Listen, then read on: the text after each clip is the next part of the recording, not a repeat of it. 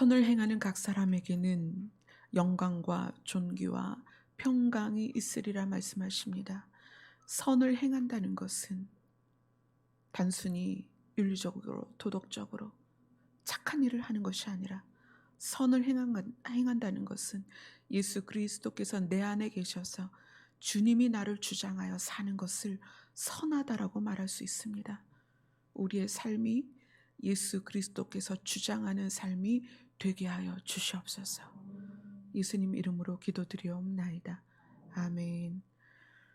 오늘 말씀은 시편 49편입니다. 우리가 지난주에 시편 49편 1절로 12절까지 봤고요. 오늘은 시편 49편 13절부터 20절까지입니다. 같이 읽겠습니다. 시작. 이것이 바로 어리석은 자들의 길이며 그들의 말을 기뻐하는 자들의 종말이로다. 그들은 양같이 수월에 두기로 작정되었으니 사망이 그들의 목자일 것이라. 정직한 자들이 아침에 그들을 다스리리니 그들의 아름다움은 소멸하고 수월이 그들의 거처가 되리라. 그러나 하나님은 나를 영접하시리니 이러므로 내 영혼을 수월의 권세에서 건져내시리로다. 사람이 치부하여 그의 집에 영광이 더할 때에 너는 두려워하지 말지어다. 그가 죽음에 가져가는 것이 없고 그의 영광이 그를 따라 내려가지 못함이로다. 그가 비록 생시에 자기를 축하하며 스스로 좋게 함으로 사람들에게 칭찬을 받을지라도 그들은 그들의 역대 조상들에게로 돌아가리니 영원히 빛을 보지 못하리로다.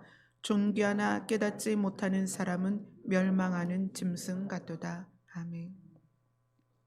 아까도 말씀드렸지만 올해 성탄 예배를 드리지 않은 것은 우리가 이제 1년에 한 번씩 오는 행사로서의 성탄이 아니라 정말 그 의미를 마음으로 새기고 내년 성탄을 맞이하였으면 좋겠다는 마음으로 이번에 쉬는 시간을 갖는 것이에요. 제가 하나님 앞에 사직서를 낸 것은 제가 5년을 달려왔습니다. 이제 6년 차로 들어가면서 저 자신이 이 길에 있어서 하나님이 요구하신 길에 있는가? 하나님이 저에게 너는 앞장서지도 말고 리더도 되지 말고 너는 양들의 뒤에서 양들을 하나님 앞으로 몰아가는 목장견이 되라. 이것이 저의 사명입니다. 저는 여러분들이 저에게 리더십을 요구하거나 여러분들이 저에게 권위를 요구해도 전 그럴 수가 없어요. 저의 사명은 목장견이에요. 목장견은 리더십이 있는 것도 아니고 권위가 있는 것도 아니에요. 단지 양들이 목자를 따라가도록 뒤에서 돕는 역할입니다. 제가 이번 열흘을 금식하며 하나님 앞에 구하는 것이 그거예요. 제가 이것을 잘하고 있는지, 제가 그대로 하나님의 요구대로 왔는지, 앞으로 또 그렇게 가야 하기 때문에 그래서 하나님께 저의 자리를 내려놓고 하나님을 바라보는 거예요. 목장견이 목자를 향하여 시선을 맞추지 않으면 양들이 제대로 가고 있는지를 알 수가 없어요. 또한 우리가 성탄의 의미를 알지 못하면 아무리 우리가 즐겁게 성탄의 인사를 해도 의미가 없어요. 그래서 이번 성탄절 예배를 드리지 않았습니다. 하나님께서 여러분들에게 오늘 예배를 통하여 성탄의 의미가 여러분의 심장 안에 깊이 박혔으면 좋겠습니다. 그래서 내년 성탄을 맞이할 때에는 그 성탄절이 얼마나 귀하고 얼마나 영광스럽고 얼마나 아름다운 날인지 나 자신이 여러분 개인이 그날로 인하여 생명이 연결되어 있음을 깨닫는 그런 오늘 시간이 되었으면 좋겠습니다. 아멘. 제가 금식을 하다 보니까 예전에는 안 그랬는데 이번 금식은 너무 입이 말라서 제가 말씀 중에도 계속 물을 마셔야 될 것 같아요. 그래서 여러분들에게 양해를 구하도록 하겠습니다. 입이 마르니까 말이 이렇게 잘 안 나와요.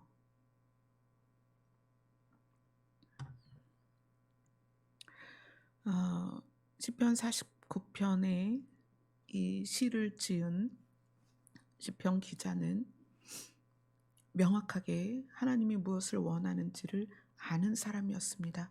그래서 13절을 시작할 때 어리석은 자들의 길과 종말, 어리석은 자들의 길과 그들의 말을 기뻐한다는 것은 어리석은 자처럼 살기를 기뻐한다는 그런 말이죠. 그래서 어리석은 자들과 그들의 말을 기뻐하는 자들의 종말에 대해서 이야기를 해줍니다.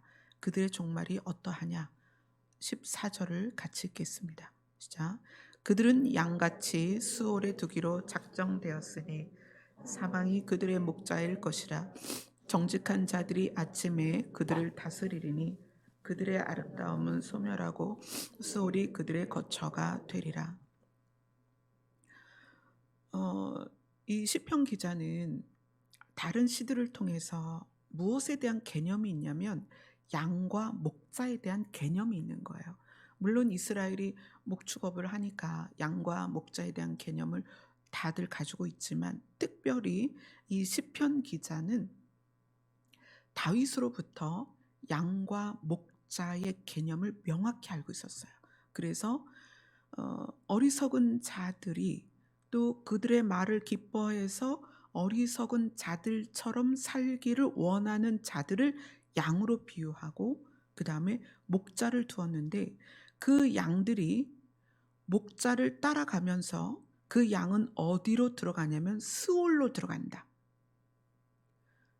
어리석은 자들은 양 같은데 그들이 종착지가 스올이라는 거예요. 종말이 스올이에요. 그리고 양은 목자가 있을 거 아니에요. 근데 그 목자를 살펴보니까 그들의 목자는 사망이라는 거예요. 어리석은 자가 삶을 살아가면서 그들의 그 깨닫지 못하고 살아가는 모습을 이 시편 기자가 객관적으로 보는 거예요.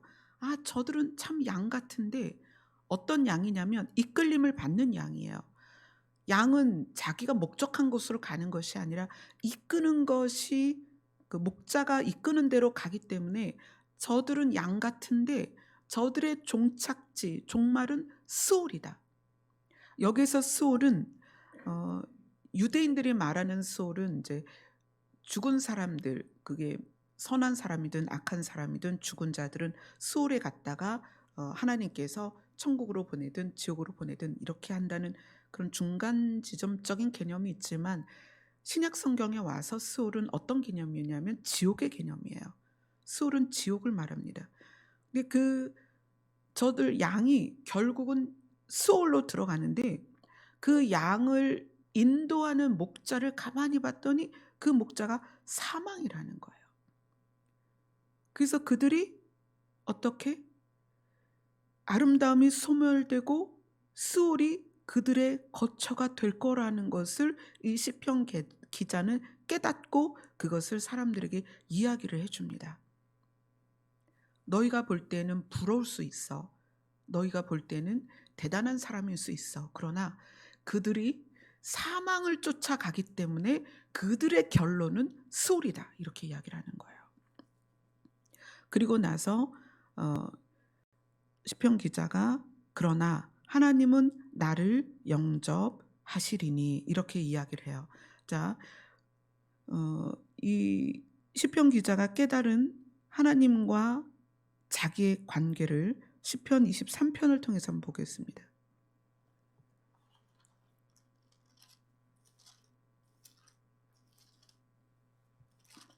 시편 23편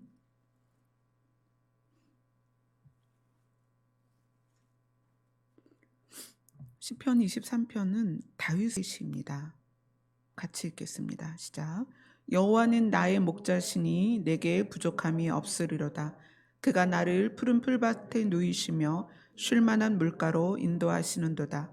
내 영혼을 소생시키시고 자기 이름을 위하여 의의 길로 인도하시는도다.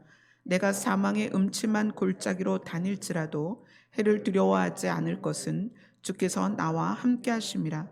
주의 지팡이와 막대기가 나를 안위하시나이다.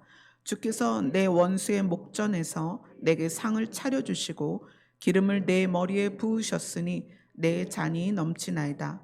내 평생의 선하심과 인자하심이 반드시 나를 따르리니 내가 여호와의 집에 영원히 살리로다. 아멘. 다윗은 자기 자신을 양으로 비유해서 나는 따라가는 존재인데 누구를 따라가냐면 목자를 따라간다. 근데 그 목자가 누구냐? 여호와 하나님이시다. 그분은 선하시기 때문에 반드시 나를 선한 길로 인도하시고, 그래서 그 결론이 어디냐면 그 결론이 여호와의 집이다. 이렇게 얘기를 하는 거예요. 그 결론이 여호와의 집입니다. 시편 27편으로 갑니다.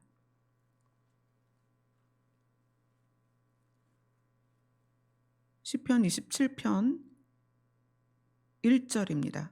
1절 시작. 여호와는 나의 빛이요 나의 구원이시니 내가 누구를 두려워하리요. 여호와는 내 생명의 능력이시니 내가 누구를 무서워하리요. 다윗이 자기의 목자는 여호와다 그렇게 이야기하고, 여호와는 누구냐? 빛이다, 구원이다, 생명이다, 생명의 능력이다. 생명의 능력이라는 건 생명이 있는데 그 생명이 살아있게끔 하는 분이 여호와시다. 이렇게 표현을 하고, 그리고 그 여호와께서 다윗을 인도하심의 결론에 대해서 시편 27편 13절 14절을 결론을 짓습니다. 시편 27편 13절 14절입니다. 시작. 내가 산자들의 땅에서 여호와의 선하심을 보게 될 줄 확실히 믿었도다. 너는 여호와를 기다릴지어다. 강하고 담대하여 여호와를 기다릴지어다. 자, 23편에서 여호와는 나의 목자다. 목자니까 양을 인도하죠. 좋은 목자는 양들을 푸른 초장과 쉴 만한 물가로 인도합니다. 여호와는 선하신 분이기 때문에 양으로 표현되는 다윗을 선한 곳으로 인도하시는데, 그곳이 어디냐면 여호와의 집입니다. 그 여호와의 집이 어떤 곳이다? 산자들의 땅이다. 그리고 거기에서 영원히 23편 6절처럼 여호와의 집에서 영원히 살 것이다. 산자들의 땅에서 영원히 살 것이다. 누가? 하나님께서 그렇게 인도하실 것이다. 이 다윗이 말하는 목자와 양의 개념을 오늘 본문의 시편 저자가 분명하게 알았다는 거예요. 그걸 알았기 때문에 이 표현이 나오는 거예요. 그들은 양 같다. 그들의 종착지는 스올이다. 근데 그들이 양이라면 목자가 있어야 되는데 그들의 목자는 누구냐면 사망이다. 그들은 너무나 어리석어서 자기의 목자가 누구인지도 모르고 따라가고 있는 거예요. 근데 그 목자가 사망이에요. 그래서 그 사망을 쫓아가니까 결론적으로 스올에 들어가게 된다는 거예요. 그런데 본인은 깨달은 거예요. 자, 오늘 시편 49편 본문으로 가서 20절을 읽겠습니다. 시편 49편 20절입니다. 시작. 존귀하나 깨닫지 못하는 사람은 멸망하는 짐승 같도다. 그 어리석은 사람들은 깨닫지 못했기 때문에 사망을 목자로 따라가서 그 결론이 스올로 들어가는 것입니다. 그러나 나는 깨달았다는 거예요. 그래서 하나님이 나를 영접하시리니, 이 영접하시리니의 영접은 라카흐라는 그 원어로 어디에서 주로 쓰이냐면 취하다.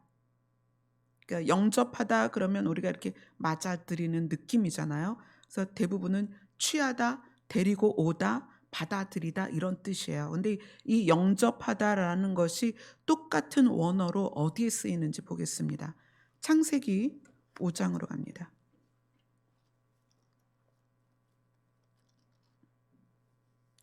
창세기 5장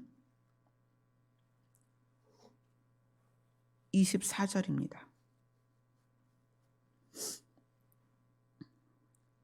창세기 5장 24절입니다. 같이 읽겠습니다. 시작. 에노미 함과 동행하더니 하나님이 그를 데려가심으로 세상에 있지 아니하였더라. 여기에서 데려가심으로, 이게 오늘 시편 본문에 있는 영접이란 단어예요. 똑같은 단어입니다. 하나님께서 우리를 영접하실 것이다. 시편 저자는 하나님은 나를 영접할 것이다. 근데 그 영접이 어디서 쓰였냐면 에녹이 하나님과 동행하더니 하나님이 그를 데려가셨다라는 데려가심이랑 같은 단어라는 거예요.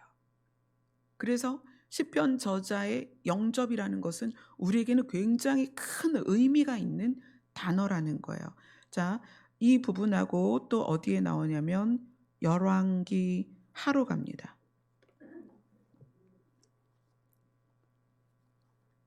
열왕기 하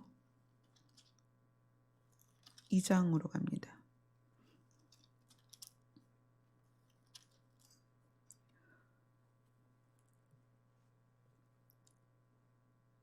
열왕기하 2장 1절 읽겠습니다. 자, 여호와께서 회오리 바람으로 엘리야를 하늘로 올리고자 하실 때에 엘리야가 엘리사와 더불어 길갈에서 나가더니, 자, 3절을 읽습니다. 시작. 베델에 있는 선지자의 제자들이 엘리사에게로 나와 그에게 이르되 여호와께서 오늘 당신의 선생을 당신의 머리 위로 데려가실 줄을 아시나이까 하니 이르되 나도 또한 아노니 너희는 잠잠하라 하니라.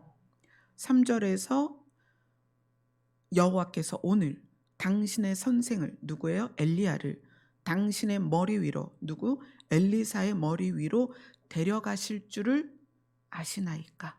여기에서의 데려가시는 것, 이것이 영접입니다. 이것을 똑같이 5절에 가면 5절에 또 한 번 나옵니다. 열왕기하 2장 5절 같이 읽습니다. 시작. 여리고에 있는 선지자의 제자들이 엘리사에게 나와 이르되 여호와께서 오늘 당신의 선생을 당신의 머리 위로 데려가실 줄을 아시나이까 하니 엘리사가 이르되 나도 아노니 너희는 잠잠하라. 거듭 제자들이 묻죠. 엘리사에게 하나님께서, 여호와께서 엘리야를 당신 머리 위로 올리실 것을, 데려가실 것을 아느냐라고 말할 때 이 데려가심입니다. 에녹이나 엘리야나 사실 하나님께서 죽음을 보지 않고 데려가신 대표적인 사람이에요. 예수님도 이 땅에서 죽음을 경험했는데 에녹과 엘리야는 죽음을 경험하지 않고 하나님이 데려가신 대표적인 사람입니다. 그런데 그때 그 데려가다를 시편 기자가 사용한 거예요. 영접이라는 단어로, 라카으라는 단어로 사용을 했습니다. 에녹과 엘리야는 선택적인 영접이에요. 이 시대에는 하나님께서 원하는 사람을 데려가신 거예요. 사실 노아가 방주를 짓고 노아의 가족 8가족이 살아남았는데 그것도 하나님의 선택이었습니다. 에녹과 엘리야도 사실 하나님의 선택이에요. 이건 선택적 영접입니다.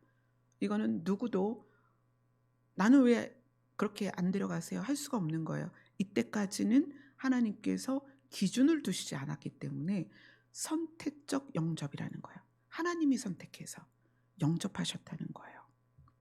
자, 데살로니가 전서로 가겠습니다.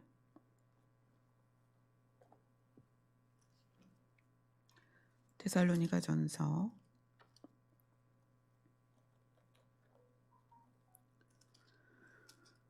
4장으로 갑니다. 데살로니가 전서 4장 16절부터 18절까지입니다. 같이 읽겠습니다. 시작. 주께서 호령과 천사장의 소리와 하나님의 나팔 소리로 친히 하늘로부터 강림하시리니 그리스도 안에서 죽은 자들이 먼저 일어나고 그 후에 우리 살아남은 자들도 그들과 함께 구름 속으로 끌어올려 공중에서 주를 영접하게 하시리니 그리하여 우리가 항상 주와 함께 있으리라. 아멘. 여기에서 이제 영접이란 단어가 나오죠. 시편 기자가 어 그걸 깨달은 거예요. 하나님께서 에녹과 엘리야를 데려가신 것처럼 그때 쓰인 것도 영접이란 단어인데 하나님은 나를 영접하실 것이다. 그때 당시에는 선택적 영접이었지만 이 시편 기자는 그것에 대한 소망이 있었습니다. 하나님께서 나를 영접하실 것이다. 그런데 우리가 데살로니가 전서를 보면서 여기에서 다시 영접이라는 단어를 만나는데 여기에서는 그리스도 안에서 죽은 자들이 먼저 일어나고 그 후에 살아있는 자들 중에도 그들과 함께 구름 속으로 끌어올려 공중에서 주를 영접하게 하는 사람들이 있다. 즉 이걸 우리에게 알려주고 있죠. 여기에서의 영접은 보편적인 영접이에요. 하나님이 너 이렇게 찍은 것이 아니고 여기에서의 보편성은 약속을 지키는 자들은 누구나 내가 데려가겠다라는 영접이에요. 구약의 영접은 선택적 영접입니다. 하나님이 콕 찍어서 에녹을 데려가셨어요. 이유는 하나님께서 그를 사랑하셨고 그가 하나님과 동행했다는 것이 이유죠. 근데 누구도 반론을 제기할 수 없어요. 하나님이 정하신 것이니까. 그런데 이 데살로니가 전서에서 나오는 영접은 그리스도 안에서 죽은 자들과 우리 살아남은 자들 이렇게 해서 다양하다라는 것을 지금 보여주고 있거든요. 보편적인 영접이라는 거예요. 그럼 영접의 기준이 있을 거 아니에요. 누구를 하나님께서 영접해 주실 것인가. 에녹이나 엘리야는 하나님이 콕 찍어서 데려가셨지만 데살로니가 전서에 나오는 영접은 우리에게 모두 적용될 수 있는 어떤 실마리가 있을 거라는 거예요. 보편적인 영접이고 하나님이 세상을 이처럼 사랑하사 누구든지 하나님께서 보내신 독생자 예수를 믿으면 구원을 받을 거라는 어떤 그런 약속이 있기 때문에 이 영접에 대해서는 우리가 소망을 갖는 거예요. 아, 우리는 이 영접에게는 포함이 되겠구나. 에녹과 엘리야와 같은 하나님의 선택적 영접은 힘들겠지만 이 보편적 영접은 우리가 포함될 수 있겠구나라는 소망을 가질 수 있다는 거예요. 성탄절은 이 보편적 영접을 시작하는 출발점입니다. 아멘. 성탄절을 저는 이렇게 설명하고 싶어요. 신이 인간을 창조해서 인간을 만들어 놓았는데 인간이 신과의 관계를 거부했습니다. 그래서 쫓겨났죠. 에덴은 신의 통치가 완벽한 곳이에요. 그러나 쫓겨나서 저주받은 우리가 지금 그 공간에 같이 있는 거예요. 그래서 이 세상은 사단에게 내어준 바 되었기 때문에 공중 권세 잡은 자가 사단이다라고 성경에 나와 있습니다. 우리는 이제 수울 같은 곳으로 쫓겨왔습니다. 이 상태에서 인간은 신을 향하여 갈 수가 없습니다. 왜요? 성경이 말하죠. 거룩함이 없이는 너희가 나를 볼 자가 없다. 근데 우리가 사단이 취하고 있는 이 세상에서 수올 같은 세상에서 어떻게 거룩하여 하나님께 갈 수 있겠어요? 갈 수가 없어요. 그래서 선택적 영접이 있는 거예요. 우리의 힘으로 죄를 벗어날 수 없기 때문에 하나님께서 이 죄 가운데 있는 사람들 중에 하나님이 집어서 데려가신 거예요. 근데 하나님은 우리를 향하여 그 마음이 늘 어떤 거냐면 하나님은 사랑이시다. 그러면 사랑의 동사는 살리는 것이다. 하나님은 늘 우리를 살리고 싶어 하세요. 그래서 뭘 주셨어요? 우리에게 구약은 뭐에 대한 약속이에요? 율법에 대한 약속이죠. 율법을 왜 주셨어요? 너희가 죄를 짓지 말고 서로 사랑해라. 근데 율법이 우리에게 주어졌을 때 그것이 뭐에 새겨졌다? 몸에 새겨졌다. 마음에 새기라고 그렇게 말씀하셨는데 몸에 새겨서 몸은 매일 드리는 제사를 지내고 양을 잡아서 소를 잡아서 염소를 잡아서 가루를 하나님께 올려드리지만 마음이 변하지 않는 거예요. 그러니까 율법으로 우리를 살려낼 수가 없는 거예요. 인간의 힘으로는 하나님께 올 수 없기 때문에 하나님이 작정하신 게 뭐냐면 신이 우리에게 오신 거예요. 초림은 무엇이냐면 신이 신에게 있는 그 신의 심장의 생명을 가지고 그 하나님의 심장에서부터, 물론 하나님은 심장이 없는 분이죠. 신이시니까 그냥 은유적 표현입니다. 하나님의 심장에서부터 줄을 쭉 끌어당겨서 지구로 오신 거예요. 그리고 그 줄을 쭉 끌어당겨서 어디로 왔냐면 각 사람의 심장에 그 줄을 박은 거예요. 예수님이 십자가에 못을 박히셨잖아요. 그것처럼 예수님이 우리 심장에 앙카를 박으신 거예요. 앙카를 박고 하나님으로부터 출발한 심장에서, 하나님의 심장에서 출발한 그 생명의 줄을 쭉 끌어서 여기 계신 분들 각자의 심장에 앙카를 박고 그 줄을 묶으신 거예요. 그게 뭐예요? 생명줄이라는 거예요. 그리고 예수님이 당부하시는 거죠. 말씀을 너희의 마음에 새겨라. 그리고 하나님이 그 심장에서 역동적으로 일어나는 그 사랑, 그것이 그 줄을 타고 우리 각 사람의 심장에 새겨지길 원하신 거예요. 하나님으로부터 온 생명줄은 우리에게 연결되어서 그 줄을 통해서 무엇이 공급되냐면 하나님의 마음이 공급되는 거예요. 근데 그 마음이 무엇으로 표현된다? 사랑으로 표현된다. 그리고 예수님이 가셨어요. 자, 그래서 예수님이 우리에게 뭘 계속 강조하시냐면 마음을 살펴라. 왜 마음을 살피라고 하냐면 하나님의 심장으로부터 사람 개인의 심장까지 연결된 줄이 예수 그리스도라는 앙카로 우리 심장이 박혔단 말이에요. 그런데 우리 심장이 굳어지면 이 앙카가 빠져버리는 거예요. 단단하면 이 앙카가 이 안에 깊이 들어오는 게 아니라 들어오다가 박혀버려서 더 이상 못 들어오죠. 그리고 흔들리고 문제가 생기면 툭 하고 빠져나가는 거예요. 우리 마음에 돌이 있으면 이 앙카가 깊이 안 박히는 거예요. 그러니까 예수님이 그 앙카의 파워가 없어서가 아니라 너희 마음의 문제라는 거예요. 우리는 지금 저는 여러분하고 계속 지금 기름 부음 때부터 해서 마음의 문제를 계속 다루고 있습니다. 초림은 무슨 사건이냐면 하나님으로부터 하나님의 심장에 있는 그 생명을 하나님께서 끌고 내려오신 거예요. 그 줄을 끌고 내려오신 거예요. 생명줄을 끌고 내려오신 거예요.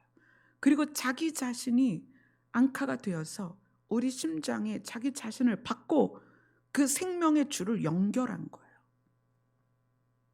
그래서 예수님이 내가 곧 길이요 진리요 생명이니 나로 말미암지 않고는 아버지께로 갈 자가 없다. 내가 네 안에 나를 영접하는 자는 아버지를 영접하는 것이다. 이렇게 얘기를 하시는 거예요. 그래서 그 심장, 우리의 심장에 예수 그리스도가 박히고 예수 그리스도와 하나님과 어떻게 그 생명줄이 연결이 된 거예요. 근데 놀라운 것은 보편적인 영접은 예수 그리스도라는 앙카가 내 안에 박혀 있는 자들이 하늘에서 천군 천사의 나팔 소리가 나고 우리의 이름이 불려질 때 이 앙카가 박혀 있는 사람이 끌어올려진다는 거예요. 이게 보편적 영접입니다. 선택적 영접일 때는 개인의 어떤 그런 것이 아니라 하나님이 에녹을 부르시고 엘리야를 부르시는 그런 주권이 있으셨어요. 그런데 하나님은 우리 모두를 살리고 싶으시거든요. 그래서 어느 한 날을 정해서 우리 모두를 데려가고 싶으신 거예요. 물론 이제 우리가 이 땅에서 살면서 어 사람이 살면서 이제 계속 죽어가잖아요. 사람들이 죽으면서 또 하나님 나라로 가는데, 그거는 이제 개인적인 구원의 혜택이죠. 오늘을 시점으로 예수님께서 이 땅에 초림으로 오신 이 시간 2000년 동안에 참 많은 사람들이 죽었습니다. 그리고 그 죽은 사람들이 그 보편적 영접의 혜택을 받아서 하나님 나라에 갔죠. 이거는 이제 개인적 구원의 혜택이고, 우리는 앞으로도 개인적 구원의 혜택을 계속 받을 것입니다. 그런데 성경이 무엇에 대해서 이야기하냐면, 성경 마지막 권, 요한계시록이죠. 마지막 장, 마지막 두 절이 무엇을 이야기하냐면, 우리가 같이 보겠습니다.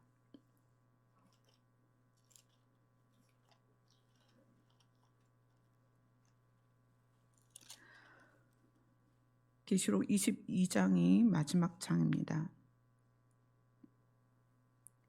계시록 22장 20절 21절입니다. 같이 읽겠습니다. 시작. 이것들을 증언하신 이가 이르시되 내가 진실로 속히 오리라 하시거늘 아멘. 주 예수여 오시옵소서. 주 예수의 은혜가 모든 자들에게 있을지어다. 아멘. 예수님은 성경의 마지막에 뭐라고 얘기하시냐면 내가 다시 올 것이다 라고 이야기를 하세요. 초림은 보편적 영접을 가능하게 하는 생명의 줄을 가지고 내려온 사건입니다. 초림은. 그리고 예수님이 올라가셨어요. 그래서 하나님으로부터 시작된 생명줄을 우리 심장에 다 박아주고 가신 거예요. 그래서 우리는 보편적 영접 안에 들어 있습니다. 그리고 이 보편적 영접이 개인적으로 지금은 2000년 동안 적용이 됐어요. 그래서 2000년 동안 많은 사람들이 죽어서 하나님의 나라로 갔습니다. 그 생명줄에 연결돼서. 그런데 정말 놀라운 일은 어떤 거냐면 이 보편적 영접과 역사적 구원이 크로스돼서 하나가 되는 날이 있다는 거예요. 자, 개인의 구원의 혜택을 우리가 지금 많은 사람들이 받아오면서 시간이 지나왔는데, 어느 날 이 개인의 구원의 혜택이 아니라 역사적 구원의 혜택이 언제 오냐면, 예수님이 말씀하신 내가 진실로 속히 오리라 한 날, 예수님이 오시는 날은 두 가지가 이루어지는데, 역사적 구원의 혜택, 이 역사적 구원이라는 것은 개인적 구원이 아니라 지구 전체의 구원이 임하는 거예요. 이게 역사적 구원입니다.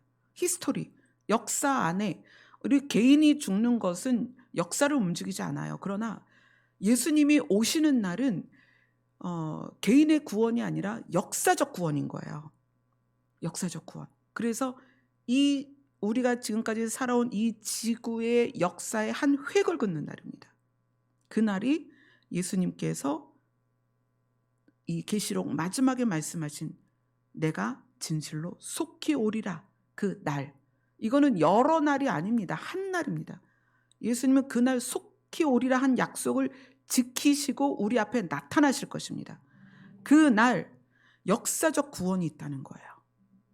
이제까지는 개인이 자기의 시간만큼 살고 구원을 받았는데, 이 역사적 구원은 예수님이 오시는 날 이루어집니다. 그리고 어떤 것? 보편적 영접, 그것이 그날 또 이루어진다는 거예요. 하나님이 선택해서 너 가자 이게 아니라, 이 보편적 영접은 예수님께서 초림 때 하나님으로부터 시작된 생명줄을 예수님이 붙잡고 끌고 내려와서 각 사람에게 자기 자신이 양카가 되어서 못이 되어서 십자가에 박힌 그 굵은 못같이 우리에게 박히셔서 개인적으로 나와 하나님을 생명줄로 연결하신 그 사건이 우리에게 유지되어 있으면 그것으로 말미암아 보편적 영접 안에 들어간다는 거예요. 이 성경을 마무리 지으면서 하나님이 성경을 마무리 지으실 때 우리가 보통 책을 지으면 마무리에 가장 중요한 당부나 결론을 말하듯이 하나님은 성경을 마무리 지으면서 가장 중요한 사건을 가장 우리가 중요하게 붙들어야 될 걸 말씀하신 거예요. 내가 진실로 속히 오리라. 아멘. 이것이 실제로 일어날 일이고 실제로 일어날 것에 대하여 우리가 알고 있다면, 그것을 깨닫고 있다면, 그래서 역사적 구원과 보편적 영접을 우리가 깨닫고 있다면 이 시편 오늘 말씀을 이해할 수 있다는 거예요. 자, 본문으로 돌아갑니다.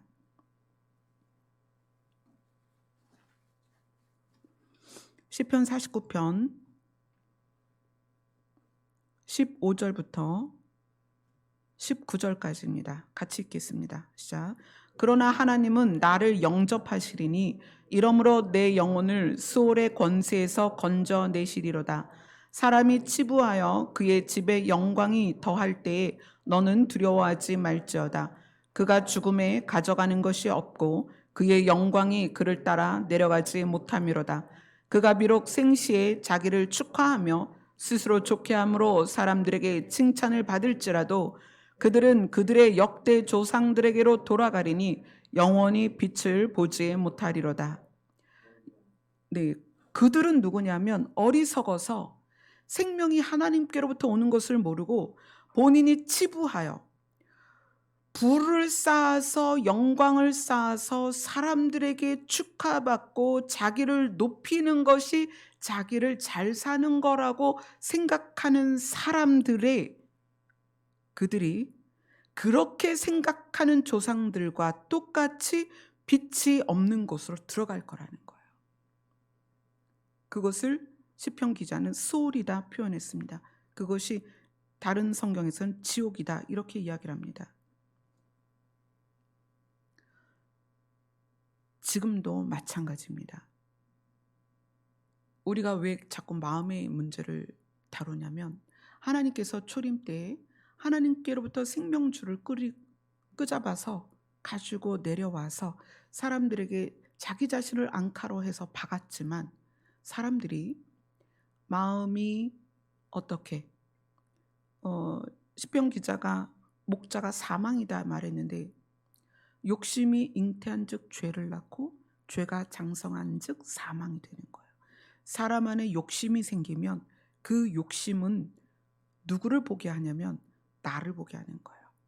그래서 내가 돈을 많이 벌고 내가 사람들에게 영광을 받고 내가 사람들에게 축하를 받고 내가 사람들에게 칭찬을 받는 것, 나를 좋게 하는 것, 이렇게 나에게 집중이 되면 그땐 무슨 사건이 나오냐면 이 앙카가 빠져버리는 거예요. 앙카에 묶여있던 생명줄은 팅 하고 하나님께로 돌아가죠. 그런데 겉모양은 앙카가 빠졌든 안 빠졌든 상관없이 어떻게 교회도 열심히 나오고, 그죠? 열심히 교회 일도 하고 때로는 목회자가 돼서 설교도 하고 봉사도 하고 사역도 한다는 얘기예요. 굉장히 두려운 말씀이에요, 여러분. 역사적 구원과 보편적인 영접은 주님이 내 안에 계시는가입니다. 아멘. 예수님은 초림이 그걸 하기 위해서 오신 거예요. 우리에게 우리 심장으로 들어오시기 위해서. 우리가 믿었다라는 것은 예수님이 하나님으로부터 끌고 내려온 그 생명줄을 우리에게 우리 심장에 박도록 허락하는 거예요. 제 마음의 문을 열겠습니다. 제 안에 들어오세요. 그래서 예수님이 하나님께로부터 끌고 내려온 생명줄을 가지고 예수 그리스도가 십자가에 못 박혔던 그 큰 못을 가지고 자기 자신이 예수님이 못이 되어서 우리에게 박혀서 줄을 묶어주신 거예요. 생명줄을. 그런데 내가 나를 사랑해서 나를 위하여, 나의 영광을 위하여, 나의 칭찬을 위하여, 나의 자랑을 위하여 살기 시작하면 서서히 그 못이 빠져버린다는 거예요. 빠져서 그거는 다시 하나님께로 가죠. 그럼 예수 그리스도가 다시 오셨을 때, 약속대로 다시 오셨을 때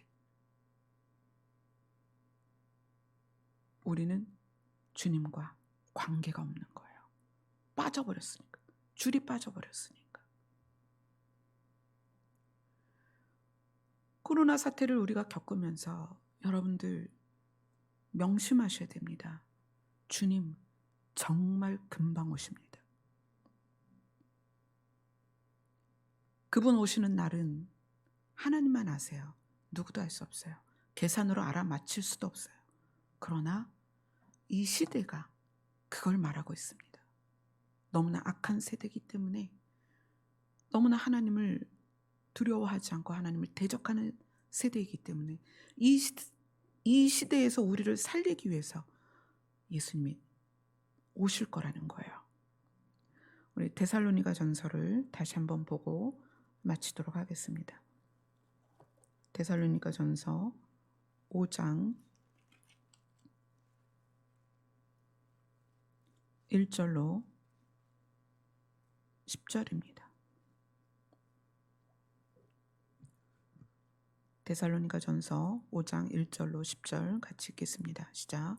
형제들아, 때와 시기에 관하여는 너희에게 쓸 것이 없음은 주의 날이 밤에 도둑같이 이를 줄을 너희 자신이 자세히 알기 때문이라.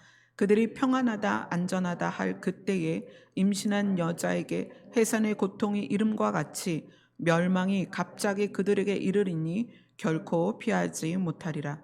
형제들아, 너희는 어둠에 있지 아니하매 그날이 도둑같이 너희에게 임하지 못하리니 너희는 다 빛의 아들이요 낮의 아들이라. 우리가 밤이나 어둠에 속하지 아니하나니 그러므로 우리는 다른 이들과 같이 자지 말고 오직 깨어 정신을 차릴지라. 자는 자들은 밤에 자고 취하는 자들은 밤에 취하되 우리는 낮에 속하였으니 정신을 차리고 믿음과 사랑의 호심경을 붙이고 구원의 소망의 투구를 쓰자. 하나님이 우리를 세우심은 노하심에 이르게 하심이 아니요 오직 우리 주 예수 그리스도로 말미암아 구원을 받게 하려 하심이라. 예수께서 우리를 위하여 죽으사 우리로 하여금 깨어 있든지 자든지 자기와 함께 살게 하려 하셨느니라. 아멘. 우리 주 예수 그리스도로 말미암아 구원을 받게 하시려고 예수님이 2000년 전에 이 땅에 오셨습니다. 그것이 우리가 매년 한 번씩 지나가는 성탄절이라고 부르는 절기죠. 그 예수님이 다시 오신다고 약속을 하셨는데 그 다시 오심에 대하여 우리가 깨닫고 있어야만 우리는 누구를 보냐면 목자를 봅니다. 내가 바라보고 있는 목자가 누구인지 여러분 다시 한번 보셔야 됩니다. 여러분이 집중하고 있는 목자가 누구예요? 그 목자는 교회도 목회자도 아닙니다. 그 목자는 하나님이십니다. 시편 기자가 말하는 그 하나님은 선하고 인자하셔서 우리를 푸른 초장과 쉴만한 물가로 인도하시는도다. 나는 그곳에서 영원히 살고 싶다. 그곳이 산자들의 땅이다. 아멘. 우리의 목자는 우리를 그곳으로 인도하십니다. 그것에 대해서 시편 기자가 오늘 이렇게 말하는 거예요. 존귀하나 사람은 누구나 존귀하다. 그러나 깨닫지 못하는 사람은 멸망하는 짐승 같다. 지난주에 말씀드린 것처럼 짐승은 죽으면 혼도 땅속에 묻혀서 사라집니다. 뇌가 썩으면 혼이 사라집니다. 사람이 생명에 대하여, 영에 대하여, 하나님에 대하여, 하나님의 나라에 대하여 깨닫지 못하면 누구와 똑같다? 짐승처럼 죽어서 시편 기자는 그걸 스올이라고 표현했죠. 지옥으로 갈 수밖에 없다는 거예요. 짐승이 땅으로 묻히는 것처럼 사람이 빛을 볼 수 없는, 영원히 빛을 볼 수 없는 지옥으로 들어간다는 거예요. 올해 성탄절을 쉬면서 여러분들이 정말 더 깊이 예수님이 이 땅에 왜 오셨는가를 더 깊이 깨달으셨으면 좋겠습니다. 그리고 그분이 내 심장 안에 굳게 박혀 계시도록, 그분이 절대 빠져나가지 않도록, 그분이 나에게 박혀 있어야 하나님과 내가 생명으로 연결이 된 거예요. 그런데 내가 나를 위하여 살면 그 앙크가 빠져버리는 거예요. 예수 그리스도가 빠집니다. 보편적인 영접과 역사적인 구원이 빠른 시일 안에 우리 앞에 올 것입니다.